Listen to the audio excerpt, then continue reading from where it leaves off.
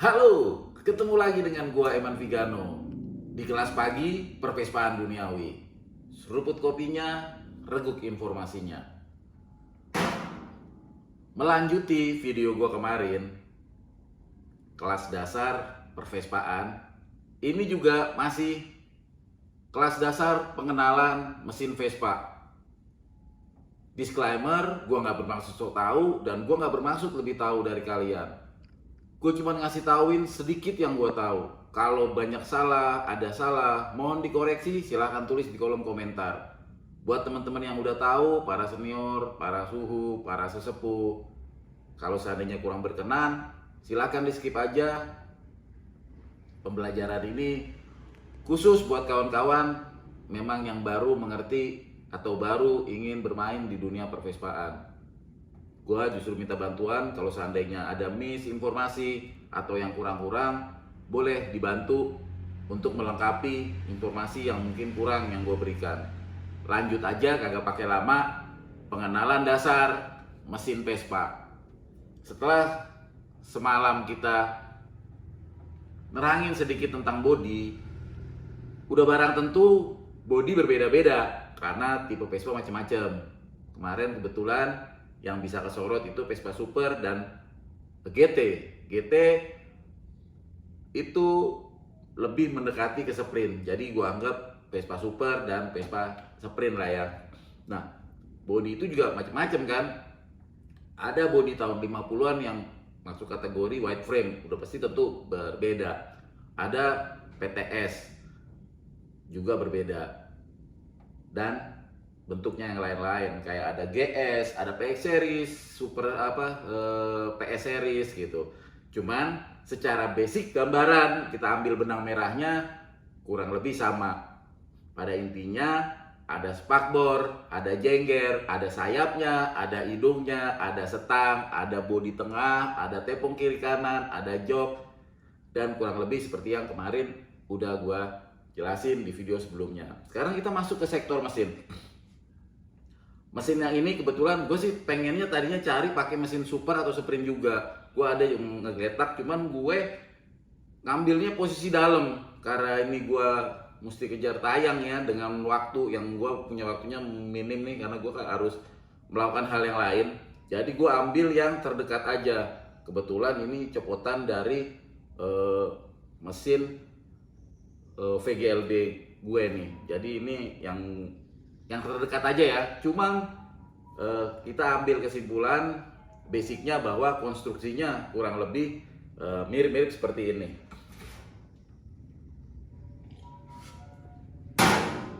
Tunggu, kita habisin dulu kolnya.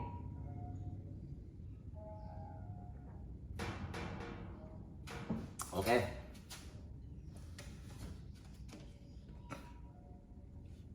Oke teman-teman, kameramen boleh ngikutin mendekat.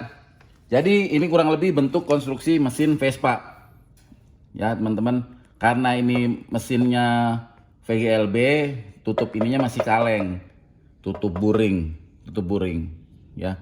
Jadi kita jelasin dulu secara keseluruhan. Ini konstruksi mesin yang tampak sekilas nih ya. Ini adalah cangklong busi nih buat teman-teman yang baru-baru. Kalau seandainya ada masalah, biasanya permasalahannya di sini, di cangklong. Ini cangklong busi. Cara nyopotnya gini aja. Tuh. Ini udah copot, nanti gue jelasin. Ini cangklong busi ya. Ini masangnya gampang, tinggal diselorotin aja. Oke, ini cangklong. Pasang dulu. Ini cangklong busi. Ini kabelnya ke kuil. Alhamdulillah kenyang. Ini yang namanya coil teman-teman. Ini yang namanya coil, dilengkapin sama kabelnya ke cangklong menuju busi ya teman-teman. Ini tutup buringnya, tutup buring untuk menutupi head. Ini tampilan dari luar ya teman-teman, kita belum akan bongkar juga kok. Nah ini tutup kipas, tutup magnet dia biar ngamanin nih, biar mengamankan, biar nggak kena nih jari ya kan. Kalau kasih tutup kipas lo kalau lagi benerin kena jari Itu sebenarnya sih fungsinya bukan biar nggak kena jari, fungsinya dibikin kayak begini buat mendinginkan blok sini nih. Jadi ini kan berputar, dia anginnya mendinginkan blok, itu fungsinya. Ya, ini tutup kipas, ini magnetnya, dan ini kick starternya, atau kita bisa bilang bahasanya engkolan. Ya, ini bagian bawah knalpotnya, ini knalpot gitu. Nah biasanya untuk Vespa Super Sprint kurang lebih seperti ini. Cuman kalau untuk Vespa VBB, untuk Vespa itu biasanya suka yang kita kenal leher pendek. Yang dimasuk leher pendek itu apa sih bang? Jadi dia nggak melingkar ke sini tapi dia langsung lehernya pendek gitu. Nah ini bak personeling. Ini bak personeling, tempat gigi oper 1 2 3 1 2 3 nih, ketarik ke sini, kendor sini, tarik gitu. Ini di sini nih. Namanya bak personeling. Atau ada yang bilang kalau orang-orang Medan katanya istilahnya kodokan. Nah di tempat kalian apa nih istilahnya nih? Gitu. Ya, sampai ke atas ini tutup karbu. Ini letak karburatornya di sini. Letak karburatornya di sini. Ya, jadi ini buat setelannya. Ini dibuka kurang lebih seperti ini. Nah, ini karburatornya. Ya, ini karburatornya. Nah, yang kalau sering gua sebut-sebut deksel, ini dekselnya di sini. Ini deksel. Jadi bensin nyalur dari sini, syur ke deksel, gitu. Kenapa Vespa suka banjir? Karena kalau dekselnya udah nggak bener nih, jadi dia nggak bisa untuk menampung. Deksel ini penampung sementara sekaligus filter. Di sini letak filternya nih. Kalau dibuka, ini nanti ada saringan. Nah itu di situ. Nah dia masuk di sini ada spuyer nih, cuman nggak ada nih spuyernya. Gue buka kagak ada. Nah di sini ada spuyer.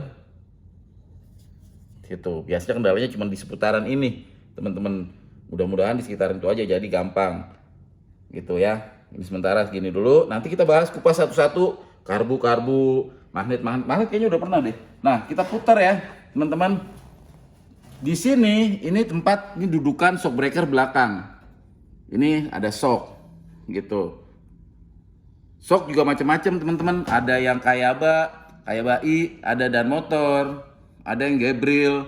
Kalau dulu tuh Gabriel, kalau menurut gua dulu yang murah lah ya dulu ya, Gabriel. Kalau sekarang udah banyak banget merek-merek shock breaker, teman-teman bisa cari aja yang aftermarket, yang ada adjustmentnya juga kayaknya ada yang bisa di-adjust kali ya. Harganya juga sekarang cuy-cuy, teman-teman tinggal pilih aja. Nah, balik ke sini, teman-teman. Ini kalau di motor teman-teman nggak begitu langsung lihat ya, karena ini di belakang, di tengah bodi. Cuman kalau teman-teman kopling ngomongin kopling. Nah, disinilah nih rumah kopling, ini baknya nih. Gitu. Jadi kalau teman-teman punya kendala perkoplingan, ini ntar udah masuk next level ya, teman-teman ya. Masuk pembahasan berikutnya, cuman nggak apa-apa segera gambaran. Jadi kalau teman-teman ada problem di perkoplingan, motor dimiringin, bannya ditarik, dicopotin. Yang enak lagi kayak tromol-tromol ditarik biar lega gitu. Baru teman-teman buka nih. Buka baut-bautnya, dicopotin, baru teman-teman ganti koplingnya. Tentunya ada alat-alatnya lagi ya teman-teman ya. Ada kunci-kuncinya gitu. Walaupun Indonesia itu raja akal.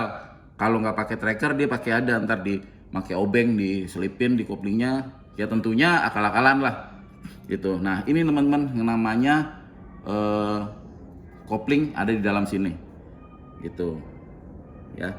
Nah ini tromol. Ini tromol. Di dalam tromol ini ada kanvasnya, ada kanvas. Nah di sini ada peleknya, baru kemudian pelek gitu.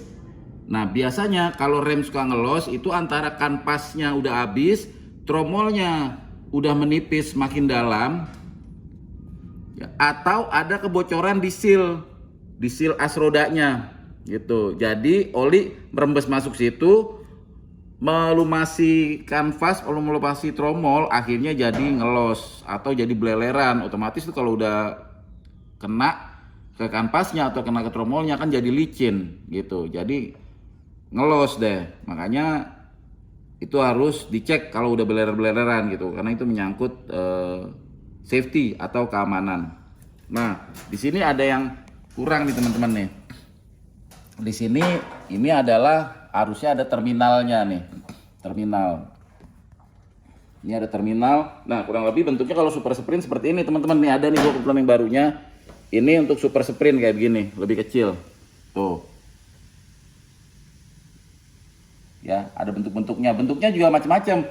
Ada yang oval, ada yang D. Makanya suka dibilang terminal D. Terminal D itu untuk Super 66 udah pakai terminal D gitu. Nah, ini untuk Vespa PX terminalnya begini. Terminalnya lebih gede karena mungkin kabel-kabelnya lebih banyak ya, ada sen segala macam.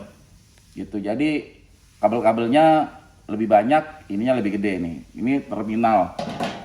Namanya juga terminal, tempat berkumpulnya kabel gitu. Kalau terminal bis, tempat berkumpulnya bis. Ini kan terminal kabel gitu.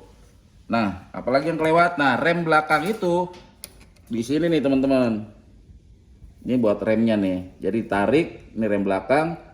Remnya ini ada di kaki. Ini yang buat di kaki. Jadi ini, tuh. Tuh. Tuh, pakem kan? Ini bergerak, kalau udah diginin agak bergerak. Nah, ini buat tuas remnya, tuas rem belakang. Nah, kalau kopling tuasnya di sebelah sini teman-teman. Dia bak, terus ada ke bawah, melingkar ke bawah. Tuasnya ada di sebelah sini. Tarikan di bawah. Gitu.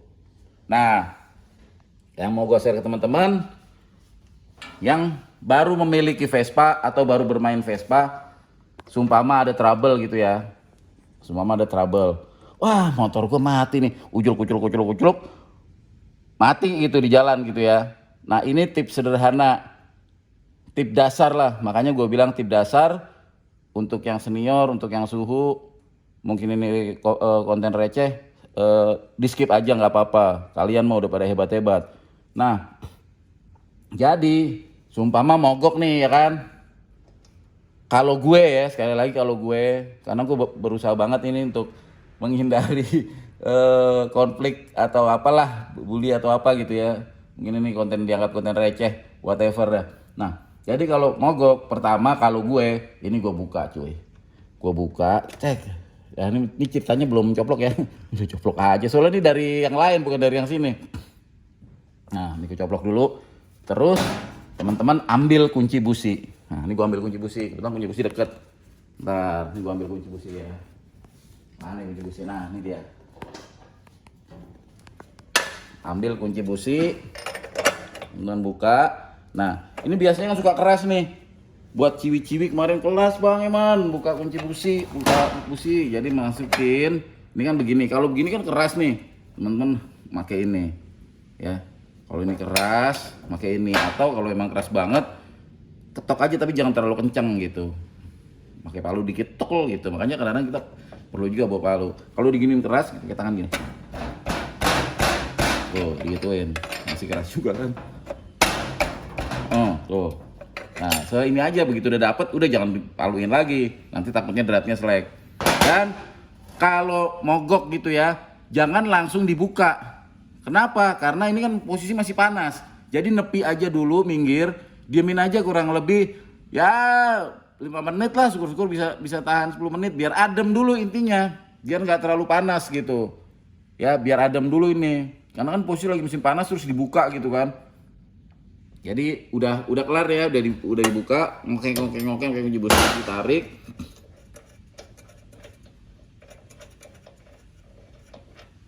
Nah, teman-teman bisa lihat kondisi businya. Kondisi busi yang normal itu warnanya merah bata, ya kan? Nah, kalau seumpama biasanya sering kejadian itu, kenapa jadi mogok? Itu karena basah di sini nih. Entah kebanyakan oli, ya kan?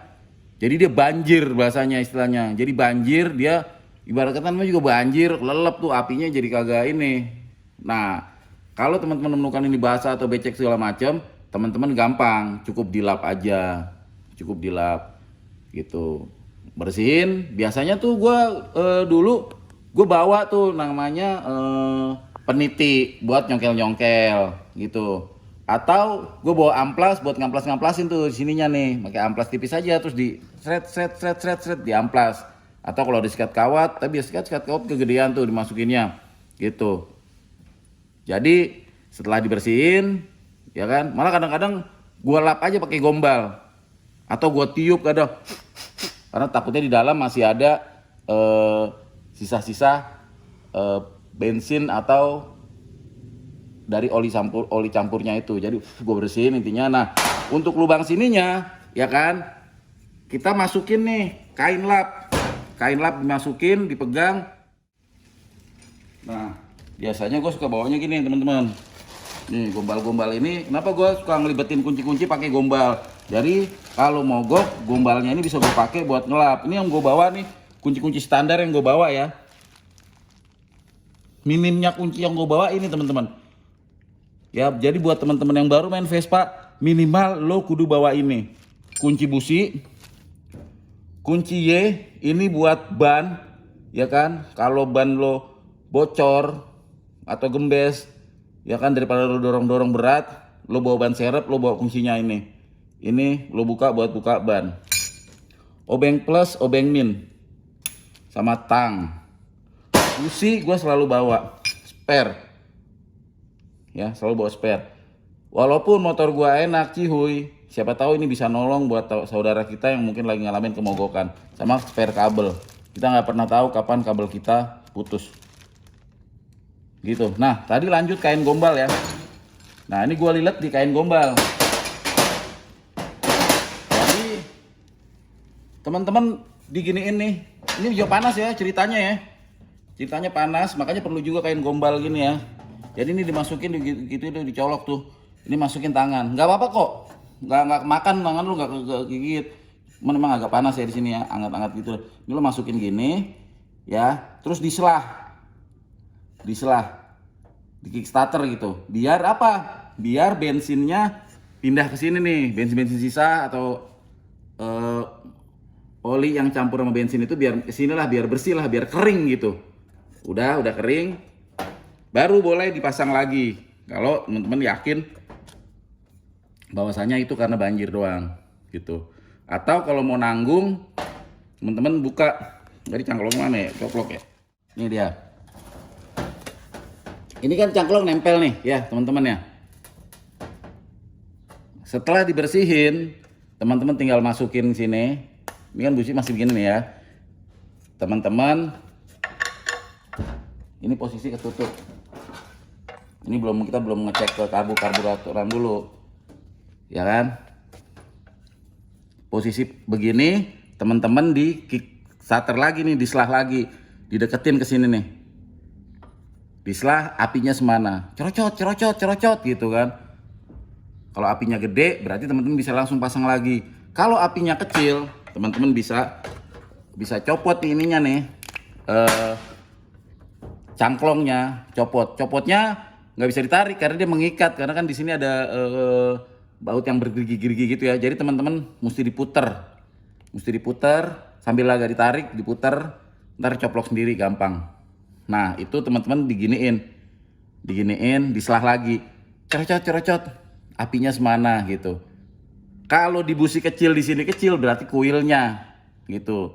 Bisa jadi di pengapian yang lain, bisa jadi kuilnya bagus, yang lain-lain gitu. Tapi ini bisa jadi kuilnya.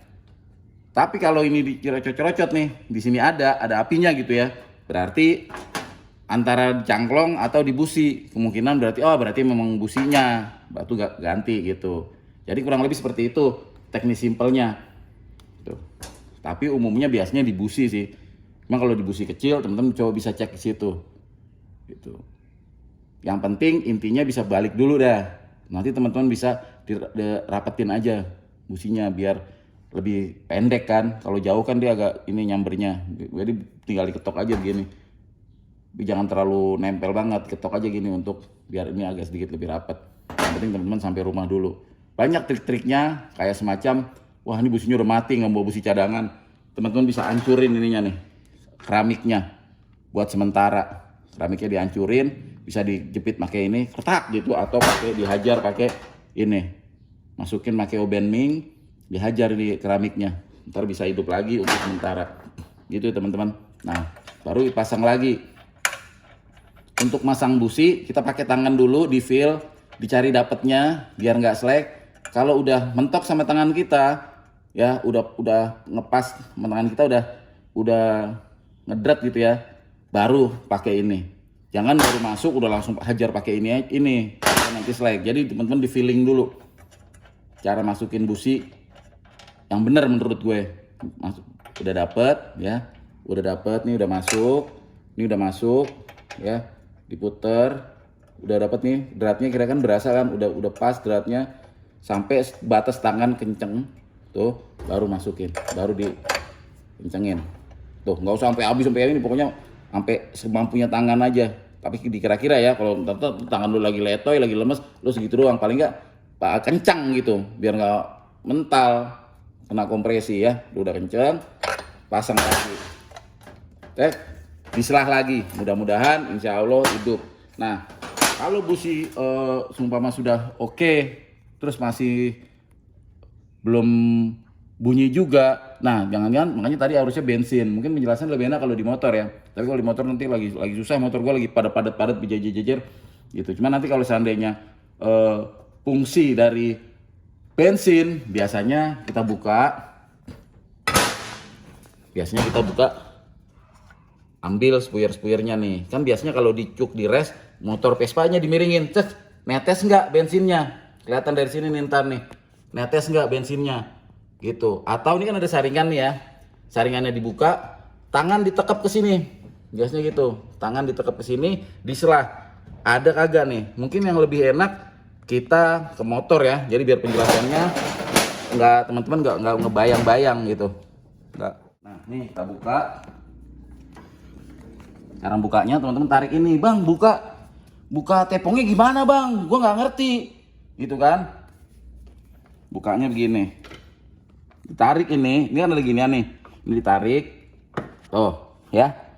Cara masangnya juga sama, nanti kita unjukin cara masangnya. Ini kalau udah dibuka ini kan otomatis gini nih, baru ditarik. Nah, ini ada giniannya ya teman-teman ya, kuncian di sini. Jadi ini posisi begini, ini harus dikatasin.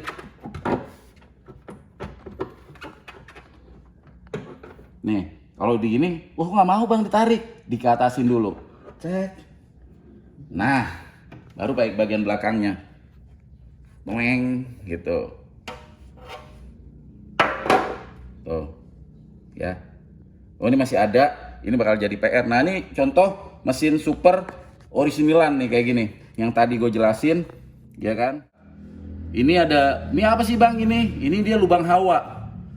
Lubang hawa ini melanjut ke sini nih, di sini lubang hawa, ke atas, ke bawah jok, gitu.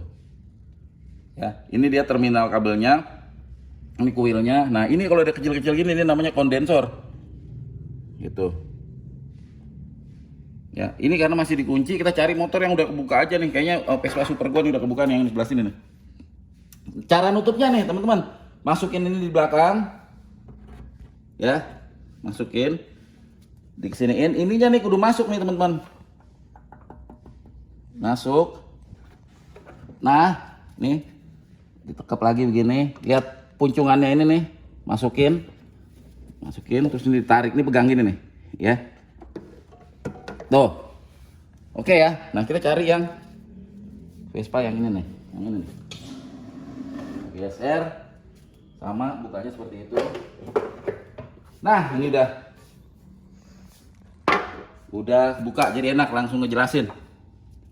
Nah ini Vespa Super 66 mesinnya nih teman-teman. Ini yang gue bilang tadi terminal D, karena bentuknya kayak huruf D, ya kan, dia nggak kotak, tapi kayak huruf D, makanya terminal D. Begitu teman-teman. Nah ini struktur karburatornya. Jadi teman-teman semua udah dibuka nih saringannya. Ini bensinnya turun apa kagak? Teman-teman bisa dimiringin Vespanya, lihat ini netes apa enggak. Atau teman-teman bisa bekap nih jempol teman-teman ke sini nih, ya kan?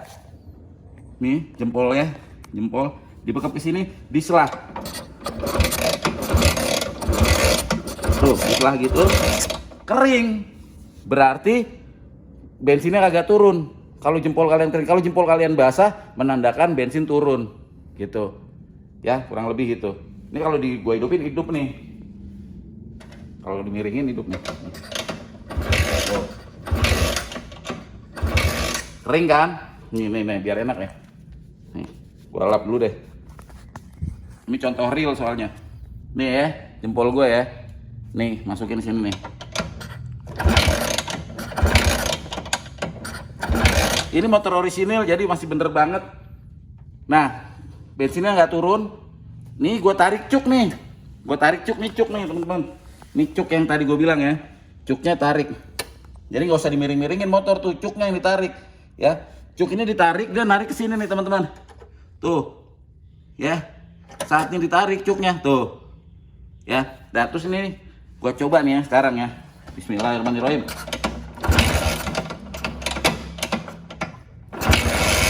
Oh, gitu kan, basah langsung, tuh, ya, langsung basah dia kalau ada bensinnya, tuh, ya, kurang lebih seperti itu teman-teman. Cuman kalau seandainya cuknya nggak ada, teman-teman bisa dimiringin, biasa dicoba untuk begitu lagi, gitu. Itu untuk ngecek, cara sederhana ngecek bensinnya turun apa enggak. Kalau tangan kalian, jempol kalian basah, gitu. Oke teman-teman, kita pasang dulu. Cara masangnya juga kurang lebih sama.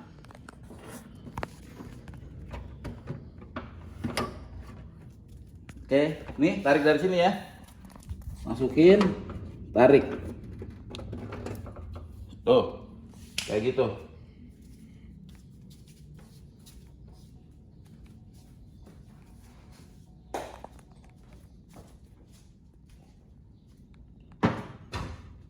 Ngaso dulu. Kalau ngejelasin permesinan itu cemong jadinya. Oke teman-teman, kurang lebih penjelasan dasar tentang mesin Vespa itu dulu. Kalau teman-teman ada yang pengen ditanyain lagi atau mungkin ada bang kurang lengkap bang, mungkin ada senior atau suhu yang bang jelasin soal ininya juga bang, biar teman-teman yang lain ngerti, mungkin bisa tulis komentar atau mungkin nambahin, bang Eman ini yang benar begini. Karena gue cuma tahu sedikit, tolong dibantu sama teman-teman senior yang lain. Mungkin di kolom komentar gue bisa tambahin. Jadi teman-teman yang nonton bisa baca nih komentar para senior, para suhu yang sebenarnya atau yang lebih jelasnya yang seperti apa. Karena pada hakikatnya kita semua masih dalam keadaan belajar sampai nanti ajal menjemput kita. Dari gue itu aja, semoga sedikit tayangan yang gue sampaikan bisa bermanfaat. Gue Eman Vigano. Kalau kalian suka tayangan ini, kasih tombol jempolnya. Yang belum subscribe, buruan dah di subscribe, tombol loncengnya jangan aja lupa. Dicigugin aja. Seruput kopinya, reguk informasinya.